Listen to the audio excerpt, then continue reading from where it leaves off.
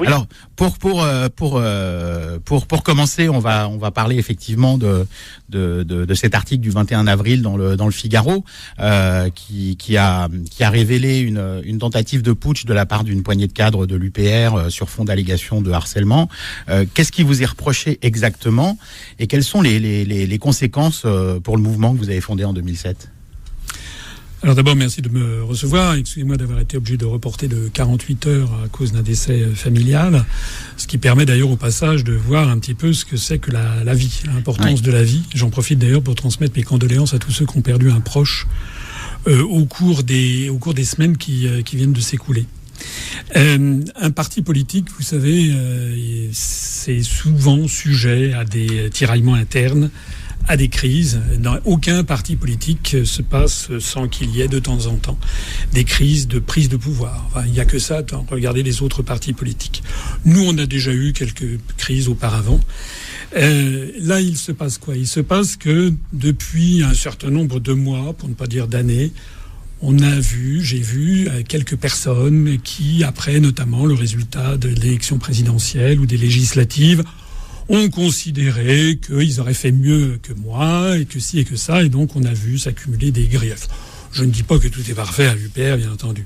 Mais enfin, on a vu s'accumuler des griefs, y compris sur des sujets qui étaient les plus incontestables, hein, des malmotivations, des motifs de réussite. Voilà.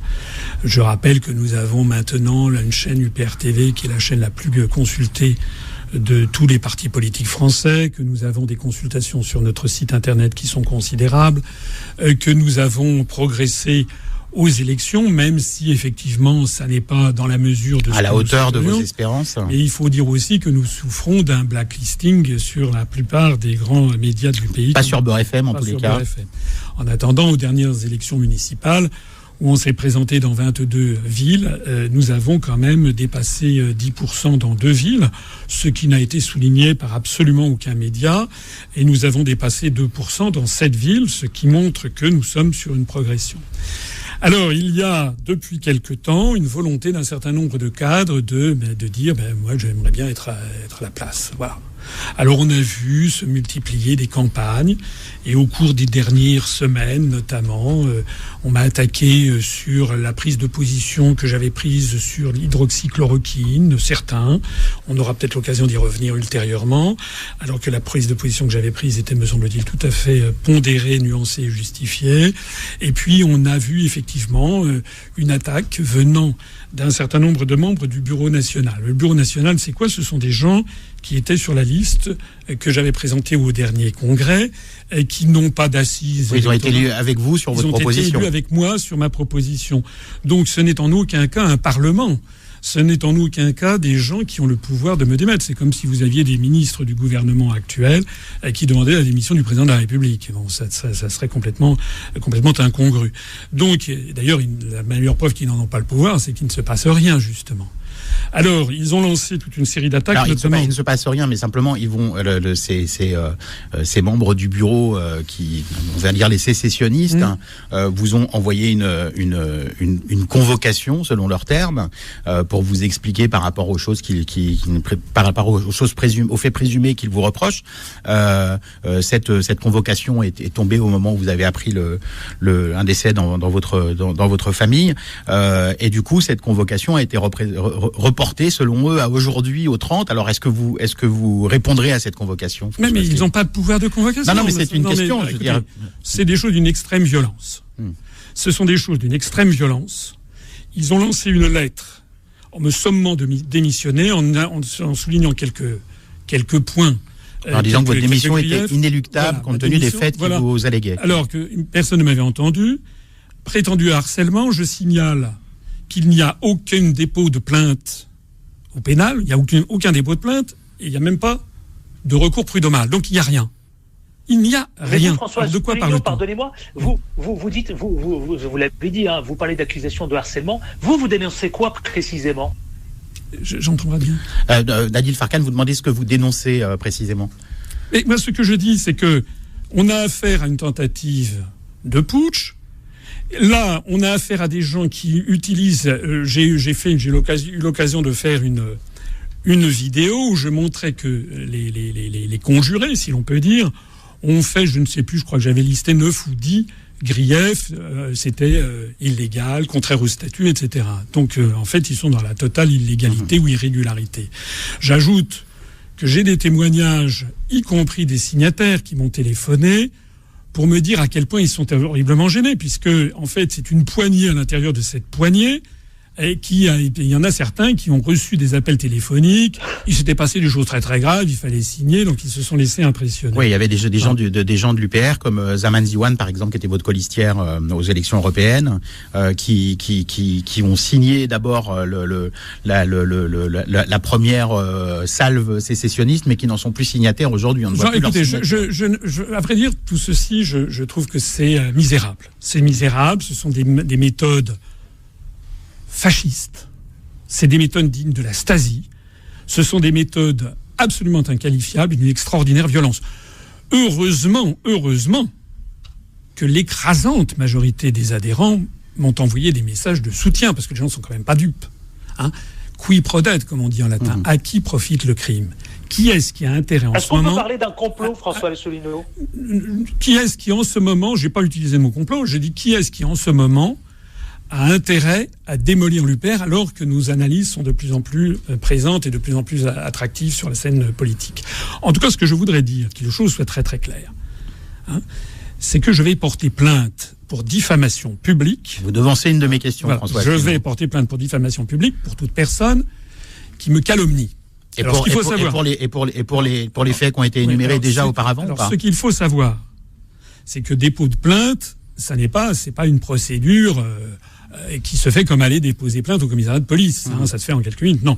Dépôt de plainte, ça nécessite une technique précise par l'intermédiaire du procureur de la République. En ce moment, les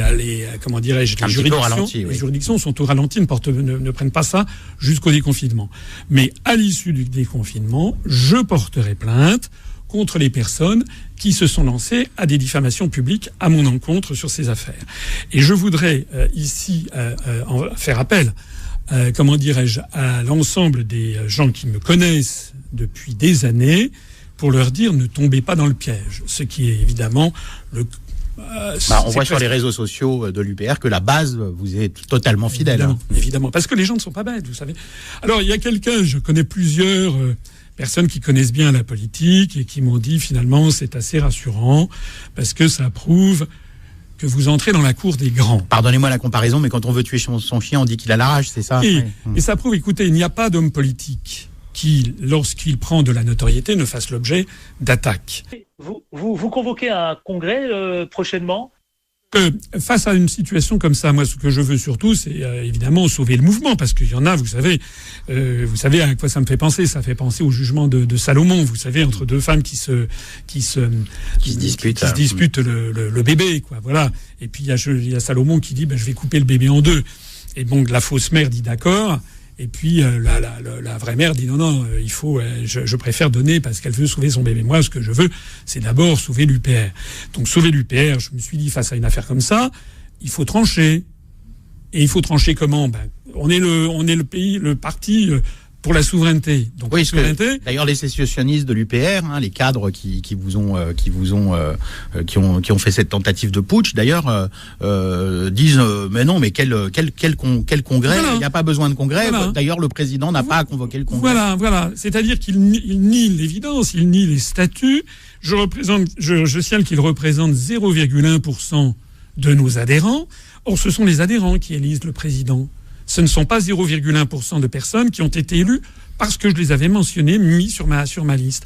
Donc j'ai convoqué un congrès, comme j'en ai tout à fait le pouvoir. Je vois qu'il y en a encore qui trouvent moyen de protester et qui trouvent que je n'ai pas à consulter les adhérents, qui trouvent que ça devrait encore être reporté de plusieurs mois. Non, il faut trancher ça maintenant au plus vite. Je pense que c'est la sagesse. Mais vous savez... Et le congrès doit se tenir quand, précisément? Eh bien, le plus tôt possible, selon les statuts. De toute façon, il devait se tenir cette année.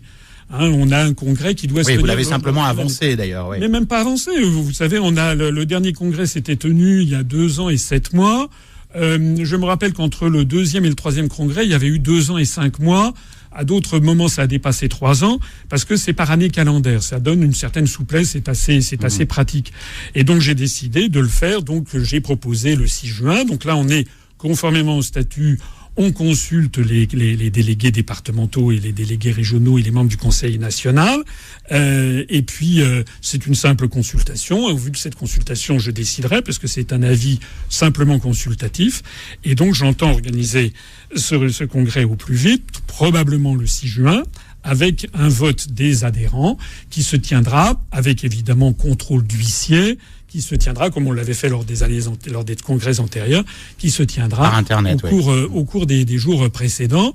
Et donc, je vais présenter une liste, et je dis aux autres que les gens qui veulent présenter une liste la présentent contre moi, et puis on verra que ce sont aux adhérents de décider. Très bien.